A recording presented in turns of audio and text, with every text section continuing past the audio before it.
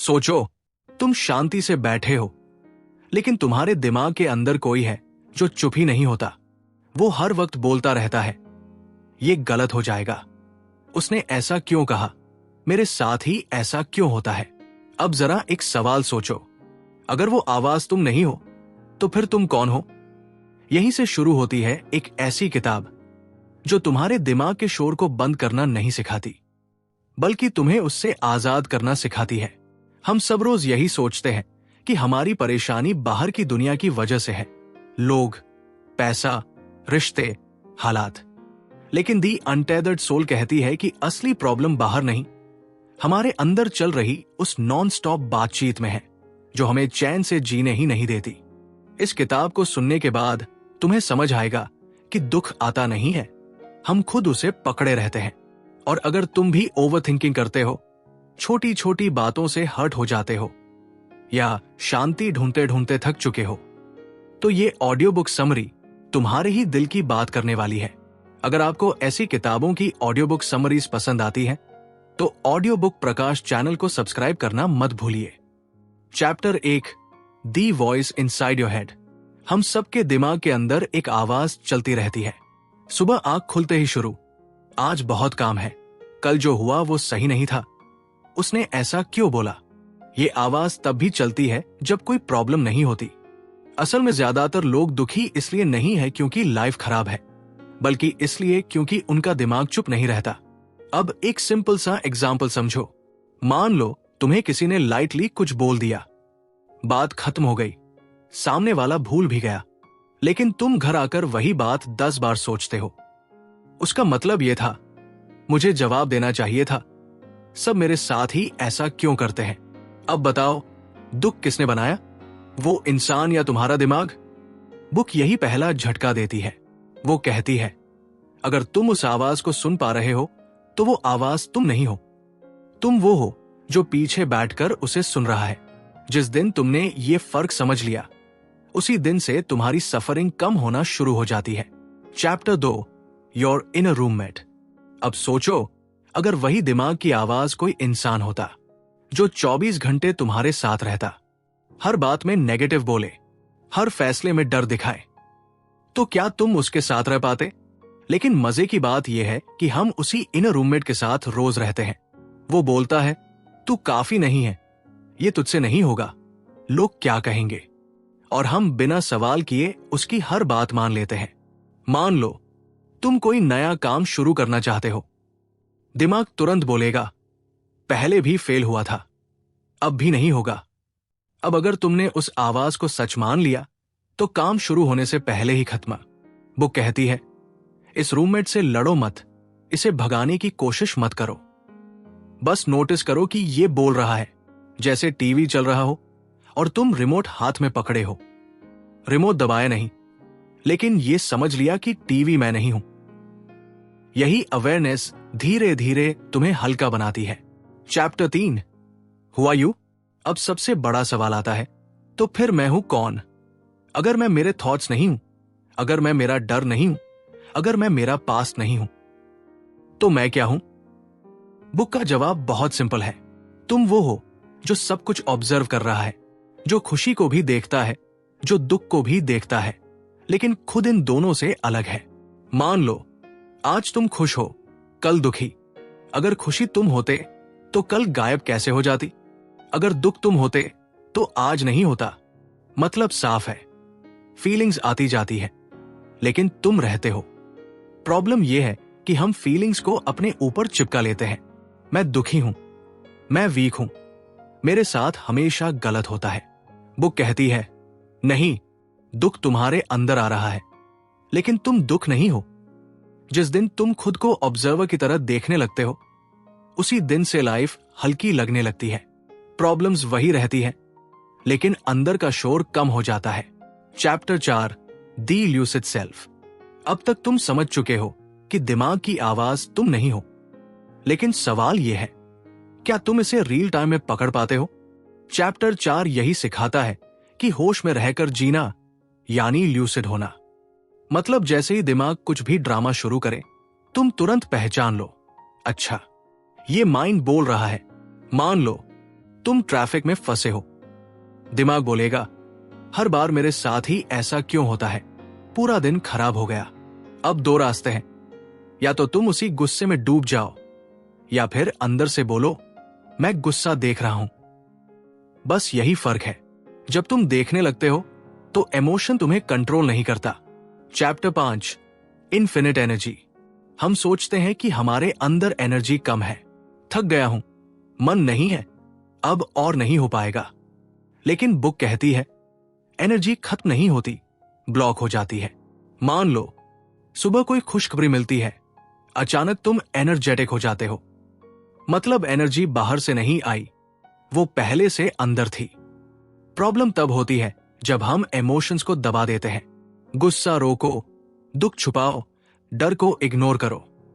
यहीं से अंदर ब्लॉकेज बनती है और फिर हम कहते हैं मेरे अंदर पावर ही नहीं बची।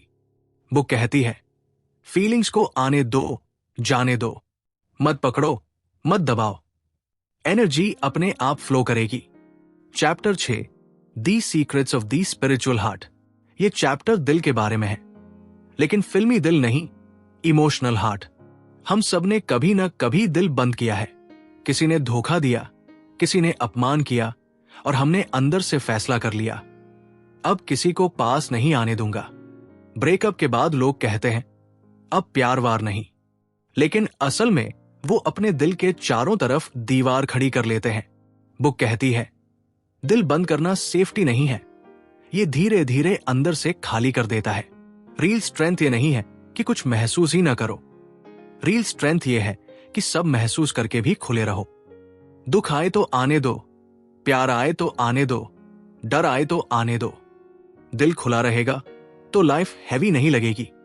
Chapter 7, transcending the tendency to close. जिंदगी में जब भी कुछ हर्ट करता है, हम अंदर से थोड़ा सा बंद हो जाते हैं। कोई अपनी बात से दुख दे देता है, कोई इग्नोर कर देता है, कोई एक्सपेक्टेशंस तोड़ देता है, और बिना सोचे हम अपने दिल के दरवाजे थोड़े से बंद कर देते हैं। धीरे धीरे यही आदत बन जाती है। अब कोई पास आता है तो मन में एक डर रहता है, फिर से हर्ट न कर दे, तो हम खुलकर हंसते नहीं, खुलकर बोलते नहीं, खुलकर फील नहीं करते। ऊपर से नॉर्मल दिखते हैं, लेकिन अंदर कुछ सिकुड़ा हुआ रहता है। बुक यही कहती है प्रॉब्लम ये नहीं है कि लोग हर्ट करते हैं, प्रॉब्लम ये है कि हम उस हर्ट के डर से खुद को बंद करते रहते हैं। और हर बार जब हम बंद होते हैं, लाइफ की एनर्जी वही अटक जाती है। अगर उस पल जब दिल सिकुड़ता है तुम बस इतना देख लो कि अच्छा मैं अभी बंद हो रहा हूं, तो धीरे धीरे वो पकड़ ढीली होने लगती है। खुले रहना रिस्क लगता है, लेकिन बंद रहना उससे भी ज्यादा भारी पड़ता है। चैप्टर 8, लेट गो नाउ और फॉल। लाइफ हर दिन तुम्हें छोटे छोटे झटके देती है। कोई बात पूरी नहीं होती, कोई प्लान बिगड़ जाता है, कोई उम्मीद टूट जाती है, और हर बार तुम्हारे पास दो रास्ते होते हैं। या तो तुम उसी बात को पकड़ लो, पूरे दिन सोचो, बार बार याद करो, और अंदर ही अंदर भारी होते चले जाओ, या फिर उसी पल उसे जाने दो।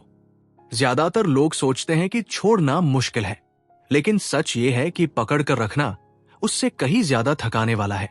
मान लो किसी ने तुम्हें बिना वजह कुछ कह दिया, वो इंसान आगे बढ़ गया, लेकिन तुम वही बात अपने साथ उठाकर घूमते रहे।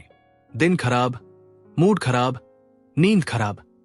असल में गिरावट वहीं से शुरू होती है जब तुम छोड़ नहीं पाते। बुक साफ बोलती है अगर तुम अभी नहीं छोड़ोगे तो लाइफ तुम्हें गिरा कर सिखाएगी। चॉइस तुम्हारी है, हल्के रहकर चलना या बोझ उठाकर गिरना। Chapter 9, removing your inner thorn. हर इंसान के अंदर कोई न कोई कांटा चुभा हुआ है।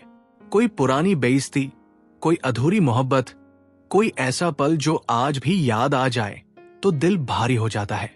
समस्या ये नहीं है कि कांटा है, समस्या ये है कि हम उसे निकालने की जगह हर बात को उसी के ऊपर से जीते हैं। कोई हल्की सी बात होती है और वही पुराना दर्द फिर से जाग जाता है। हम सोचते हैं सामने वाला गलत है, लेकिन असल में दर्द अंदर पहले से पड़ा होता है। वो कहती है या तो तुम पूरी जिंदगी उस कांटे को बचाकर रखो, या एक दिन हिम्मत करके उसे निकालो। निकालने में थोड़ी तकलीफ होगी, लेकिन उसके बाद हर कदम आसान हो जाएगा। उस दर्द को महसूस करना, उससे भागना नहीं, और फिर उसे जाने देना, यही असली हीलिंग है। Chapter 10, stealing freedom for your soul. हम सब अंदर से फ्री होना चाहते हैं। शांति, हल्कापन, खुशी, ये सब चाहिए। लेकिन हमारी रोज की आदतें ही हमें बांध कर रखती है। सुबह कोई बात बिगड़ जाती है तो वही बात पूरे दिन दिमाग में घूमती रहती है। काम करते वक्त भी वही सोच, घर आकर भी वही सोच, सोते वक्त भी वही सोच। असल में प्रॉब्लम उस बात में नहीं थी। प्रॉब्लम यह थी कि हमने अपनी फ्रीडम उसी के हाथ में दे दी। बुक यही कहती है, कोई भी इंसान, कोई भी हालात तुम्हारी इनर फ्रीडम नहीं छीन सकता जब तक तुम खुद उसे पकड़कर बैठे हो। जिस पल तुमने अंदर से कहा, मैं इस सोच के साथ नहीं जाऊंगा, उसी पल तुमने अपनी फ्रीडम वापस चुरा ली। छोटा सा फैसला, लेकिन असर बहुत बड़ा। Chapter 11, pain, the price of freedom. Freedom सस्ती नहीं होती। जब तुम पुरानी आदतें छोड़ते हो तो थोड़ा दर्द महसूस होता ही है। जब कोई बात हर्ट करती है और तुम उसे दबाने की बजाय पूरी तरह महसूस करने देते हो तो अंदर कुछ टूटता सा लगता है। लेकिन वही टूटना तुम्हें हल्का भी बनाता है। ज्यादातर लोग दर्द से डरते हैं, इसलिए या तो भागते हैं या खुद को बिजी रखकर उसे दबा देते हैं। लेकिन बुक कहती है, जिस दर्द से तुम भागते हो वही तुम्हें बांध कर रखता है। जिस दर्द को तुम झेल लेते हो वही तुम्हें आजाद करता है। Chapter 12, taking down the walls. हर बार जब लाइफ ने चोट दी, हमने अपने चारों तरफ दीवार खड़ी कर ली। कम महसूस करो, कम एक्सपेक्ट करो, कम अटैच हो जाओ ताकि दर्द कम लगे। लेकिन धीरे धीरे वो दीवार सुरक्षा नहीं रहती, वो जेल बन जाती है। अब खुशी भी बाहर रह जाती है, प्यार भी बाहर रह जाता है और लाइफ बस निभाने जैसी लगने लगती है। बुक कहती है, दीवार गिराने का मतलब यह नहीं कि तुम बेवकूफ बन जाओ। मतलब बस इतना है कि तुम लाइफ को अंदर आने दो। दर्द आए तो आने दो, खुशी आए तो आने दो। दिल खुला रहेगा तो कुछ भी परमानेंट बोझ नहीं बनेगा। चैप्टर 13, फार, फार बियॉन्ड। हम ज्यादातर अपनी जिंदगी एक छोटी सी सीमा में जीते हैं। जो जाना पहचाना है वही सेफ लगता है, जो नया है उससे डर लगता है। इसलिए हम वही सोचते रहते हैं, वही आदतें निभाते रहते हैं और फिर हैरान होते हैं कि लाइफ बदली क्यों नहीं। असल में हम खुद को एक छोटी सी पहचान में बांध लेते हैं। मैं ऐसा ही हूं, मुझसे इतना ही हो सकता है, मेरी किस्मत ऐसी ही है, और उसी दायरे के बाहर झांकने से भी डरते हैं। बुक कहती है, तुम उस सोच से बहुत आगे हो। जिस दिन तुमने उस सीमा के बाहर झांकना शुरू किया, उसी दिन लाइफ खुलने लगती है। डर आता है, लेकिन उसके पार जो स्पेस है वही असली आजादी है। Chapter 14, letting go of false solidity. हमें लगता है कि हमारे प्रॉब्लम्स बहुत सॉलिड है। पैसा, रिश्ता, करियर, पास्ट, सब कुछ इतना भारी लगता है जैसे कभी बदलेगा ही नहीं। लेकिन अगर ध्यान से देखो तो हर प्रॉब्लम सिर्फ थॉट्स और फीलिंग्स का एक गुच्छा है जो बार बार दोहराया जा रहा है। हम उन्हें इतना सच मान लेते हैं कि वो पत्थर जैसे लगने लगते हैं। असल में वो पत्थर नहीं, धुआं है, बस लगातार देखने से ठोस लगने लगे हैं। बुक यही कहती है, जब तुम किसी चीज को छोड़ने की कोशिश नहीं करते, बस उसे देखते रहते हो, तो उसकी पकड़ अपने आप ढीली पड़ जाती है। जो बहुत भारी लग रहा था वो हल्का होने लगता है।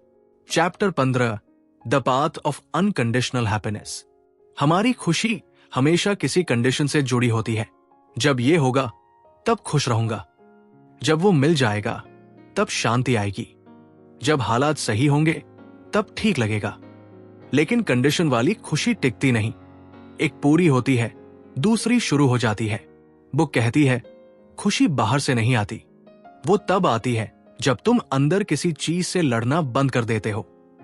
जिस दिन तुमने ये तय कर लिया कि हालात जैसे भी हो तुम अंदर से खुले रहोगे, उसी दिन से हैप्पीनेस किसी चीज पर डिपेंड नहीं करती, वो बस होने लगती है। Chapter 16, the spiritual path of non resistance.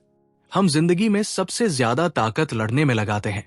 जो पसंद नहीं आता उससे लड़ते हैं, जो समझ में नहीं आता उसे बदलने की कोशिश करते हैं, और जो नहीं बदला उसे लेकर परेशान रहते हैं। अंदर से आवाज आती है, ये ऐसा क्यों हुआ, मेरे साथ ही क्यों ये नहीं होना चाहिए था। यहीं से रेजिस्टेंस शुरू होती है।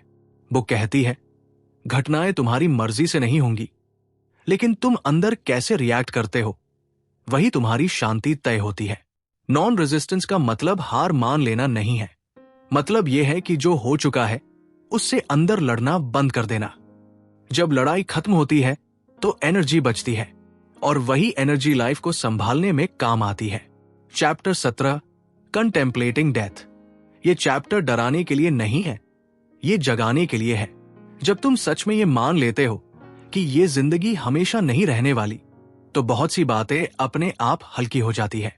जिन बातों को लेकर तुम रोज परेशान होते हो, जिन लोगों की बातों को दिल पर ले लेते हो, जिन चीजों को लेकर रातों की नींद उड़ती है, अचानक वो उतनी बड़ी नहीं लगती। बुक कहती है मौत को याद रखना जिंदगी से डरना नहीं सिखाता, बल्कि जिंदगी को पूरी तरह जीना सिखाता है। जब समय की कीमत समझ आती है तो बेकार का बोझ अपने आप छूटने लगता है। Chapter 18 the secret of the middle way. अक्सर हम एक्सट्रीम्स में जीते हैं, या तो बहुत ज्यादा अटैच, या फिर पूरी तरह नंब, या तो सब कंट्रोल करना, या फिर सब छोड़ देना। लेकिन बुक बताती है कि असली रास्ता बीच का है। न बहुत कसकर पकड़ना, न पूरी तरह छोड़कर भाग जाना। बस लाइफ के साथ चलते रहना। जो आए उसे महसूस करना, जो जाए उसे जाने देना, बिना खुद को खोए, बिना खुद को बचाते बचाते थकाए। यही मिडिल वे है। यही वो जगह है जहां इंसान शांत भी रहता है और जिंदा भी। दी अनटेदर्ड सोल कोई किताब नहीं है, ये एक रिमाइंडर है कि तुम वो सब नहीं हो जो तुम्हारे दिमाग में चलता रहता है। तुम उससे बहुत आगे हो।